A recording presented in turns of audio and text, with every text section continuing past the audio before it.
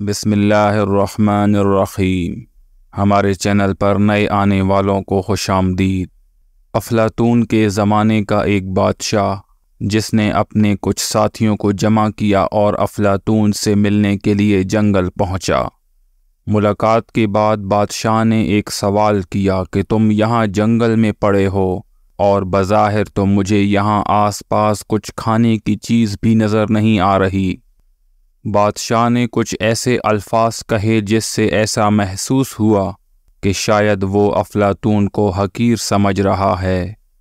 افلاطون کو یہ باتیں ناگوار گزریں اور دل ہی دل میں سوچنے لگا کہ شاید بادشاہ دنیا کو بہت بڑی چیز سمجھتا ہے، اس لیے مجھے بھی حقیر سمجھ رہا ہے۔ افلاطون نے دل ہی دل میں سوچا کہ بادشاہ کو کچھ سبق ضرور پڑھانا چاہیے، اس لیے جب بادشاہ رخصت ہونے لگا تو افلاطون بادشاہ سے مخاطب ہوا، جناب میری ایک گزارش ہے۔ بادشاہ نے کہا، کہو، سن رہا ہوں، کیا کہنا ہے؟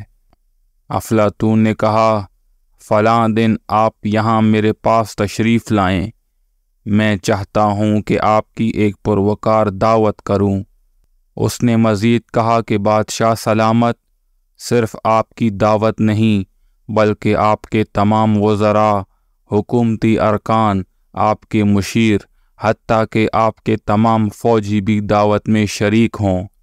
بادشاہ نے افلاطون کی باتیں سنی تو حیران ہوا کہ اس کے پاس خود کچھ کھانے کو نہیں اور یہ اتنی بڑی دعوت کرنا چاہتا ہے۔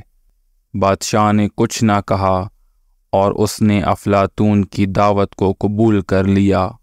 جب دعوت کا دن آیا تو بادشاہ اپنے پورے لشکر، جس میں اس کے وزراء، حکومتی ارکان اور تمام فوجی شامل تھے، جنگل کی طرف چلنے لگے۔ بادشاہ کا قافلہ جب جنگل کے قریب پہنچا تو دیکھا کہ پورے جنگل میں عظیم و شان عمارتیں بن گئی ہیں، بہترین قسم کے راستے بن چکے ہیں اور بہترین انتظامات نظر آ رہے ہیں۔ ایسا لگ رہا تھا کہ یہاں کبھی جنگل تھا ہی نہیں۔ بادشاہ یہ سب دیکھ کر اپنے ہوش کھو بیٹھا کہ اتنے کم عرصے میں یہ سب کچھ کیسے ہو گیا۔ خیر، جب وہ اس دعوت کی جگہ پر پہنچے تو افلاطون کے لوگوں نے ان کا استقبال کیا۔ افلاطون کے لوگوں نے بادشاہ اور اس کے لوگوں کا ایسا استقبال کیا جو بادشاہ کی شان سے بھی زیادہ تھا۔ تمام لوگوں کے لیے الگ الگ مقام مقرر کیا گیا تھا۔ افلاطون کے لوگوں نے ایک ایک شخص کو ہاتھ سے پکڑ کر اس کو اس کے مقام پر بٹھا دیا۔ بادشاہ کے لیے الگ طور پر ایک بڑی حسین عمارت میں دعوت کا انتظام کیا گیا تھا۔ جب کھانے کا وقت آیا تو بہترین قسم کے کھانے پیش کیے گئے۔ سب نے خوب مزے لے لے کر کھانا کھایا اور خوب سیراب ہوئے۔ جب رات کا وقت ہوا تو افلاطون نے کہا، آپ لوگ سفر کر کے آئے ہیں، اب رات ہو گئی ہے، اس لیے آرام کر لیں۔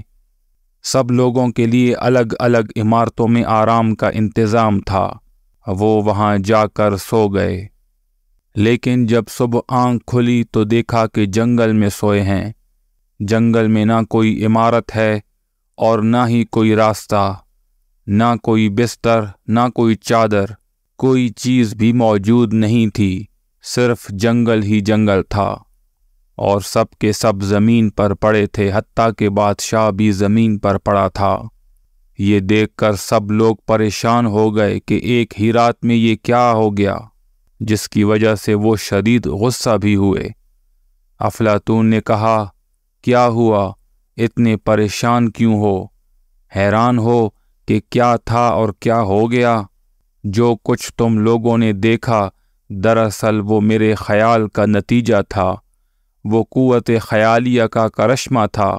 میں نے اپنی قوت خیالیہ سے تم لوگوں کے ذہن میں یہ بڑی بڑی عمارتیں ڈال دی تھیں اور یہ عجیب و غریب تماشا آپ لوگوں کو دکھایا، لیکن حقیقت میں یہ سب کچھ بھی نہیں تھا، نہ ہی عمارتیں اور نہ ہی راستے۔